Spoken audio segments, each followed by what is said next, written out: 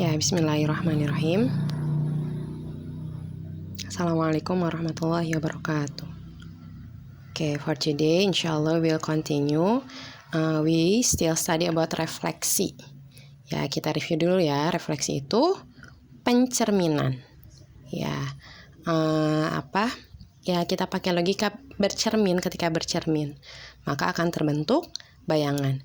Nah, for the first, kita akan review refleksi terhadap sumbu X.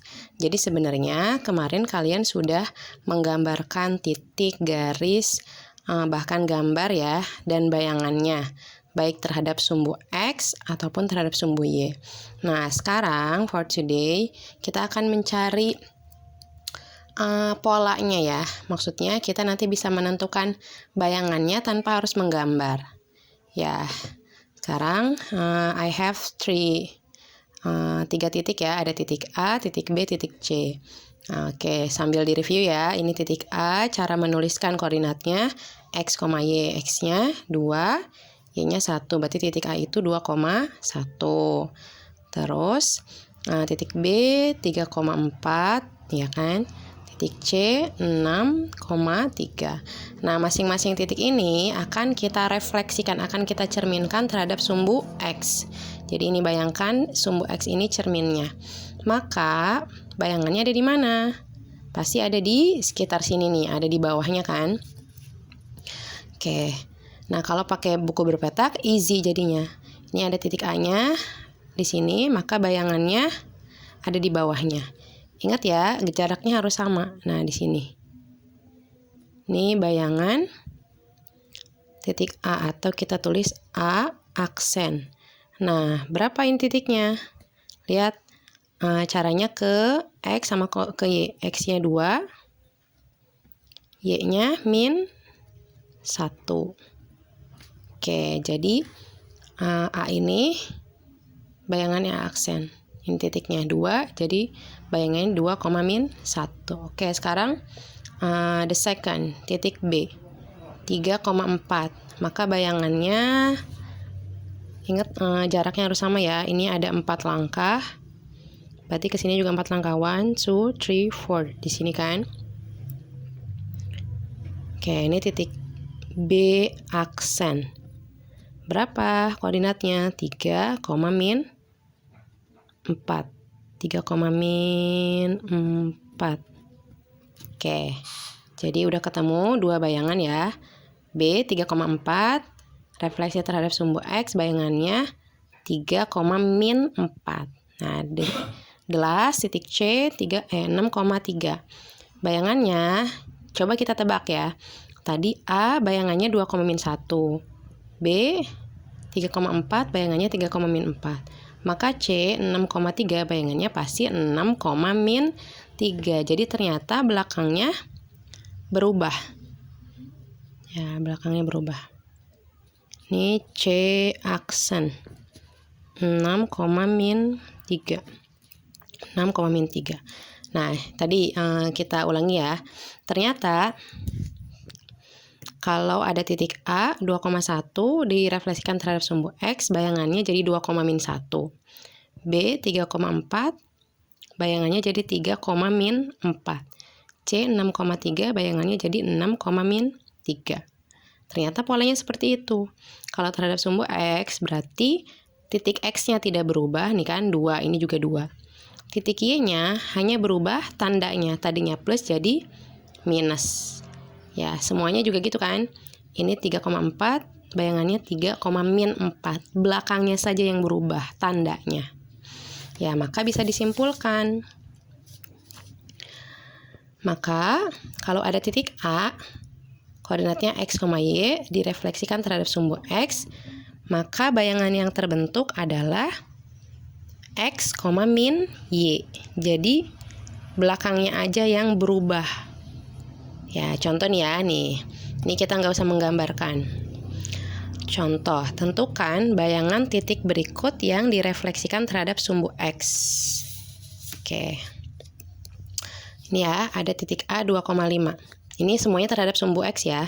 Maka bayangannya A aksen itu 2,5. Ingat belakangnya berubah tandanya ya, min 5. Oke. Jadi 2,5 bayangannya jadi 2,-5. Terus ini yang B 3,1, berarti bayangannya B aksen jadinya 3,-1. Ya, jadi berubah belakangnya saja tandanya. Terus gimana kalau kayak gini? Ini min 2,2, sama aja, berarti C aksen, pokoknya yang jadi patokan belakangnya aja yang berubah. Ini depannya min 2, berarti tetap depannya min 2, belakangnya 2. Ingat ya, belakangnya tandanya berubah kan? Berarti jadi min 2. Pokoknya kalau terhadap sumbu X, berarti depannya tulis ulang, belakangnya tandanya berubah. Tadinya plus jadi minus, atau kalau yang ini yang terakhir nih, titiknya 1,-3. Kita tulis bayangannya D aksen, depannya tulis persis 1. Belakangnya tandanya berubah, tadinya min berarti jadi plus 3. Oke, gitu ya. Jadi kesimpulannya, nanti tanpa harus menggambar, kan kemarin pakai menggambar kan, biar ngerti dulu posisinya seperti apa. Tapi ternyata kita mendapatkan kalau ada sebuah titik yang direfleksikan terhadap sumbu X, ternyata polanya X-nya tidak berubah, yang berubah Y-nya. Ya, bayangannya itu. Oke, next. Sekarang kita refleksi terhadap sumbu Y. Kalau tadi terhadap sumbu X ya, sekarang terhadap sumbu Y. Oke, kita perhatikan. I have prepared 3 point, 3 titik ya. Titik A 2,1, titik B 3,3, titik C 5,4. Ini sampel ya, example, contoh. 3 titik ini akan dicerminkan terhadap sumbu Y. Nih sumbu Y ini ya. Maka pasti bayangannya ada di sini kan? Ini kan titiknya ada di sini. Ini cerminnya, maka bayangannya di sini. Oke, kita tulis bayangannya one by one. Titik A 2,1, maka bayangannya di sini kan? Ini A aksen. Berapa titiknya? Min 2,1. Min 2,1. Oke. Sekarang yang B di sini posisinya 33. 33 berarti di sini B aksen. Berapa koordinatnya? Min 3,3. Min 3,3. Oke, terus yang C di X-nya 5, Y-nya 4. X-nya 5 nih, Y-nya 4. Berarti di sini. C aksen, min 5,4. Oke, sudah ketemu 3 bayangannya. Sekarang kita perhatikan seperti tadi, polanya. Bagaimana pola yang terbentuk? Ini A 2,1, bayangannya min 2,1. Ini B 3,3, bayangannya min 3,3. Ternyata yang berubah titik X-nya, ya kan? Tadinya 2 jadi min 2, tadinya 3 jadi min 3, belakangnya nggak berubah. Ini 5,4, maka bayangannya min 5,4. Maka kita mendapatkan pola kalau ada titik A, X, Y direfleksikan terhadap sumbu Y, maka bayangannya, ini kita kasih tanda A aksen ya, aksen bayangannya adalah min X, Y. Jadi yang berubah adalah tanda depannya. Ya, contoh. Ya, bayangan dari titik A 10,1 yang direfleksikan terhadap sumbu Y adalah nih. A-nya 10,1 refleksikan terhadap sumbu Y. Tadi yang berubah depannya. Maka bayangannya jadi min 10,1. Depannya yang berubah.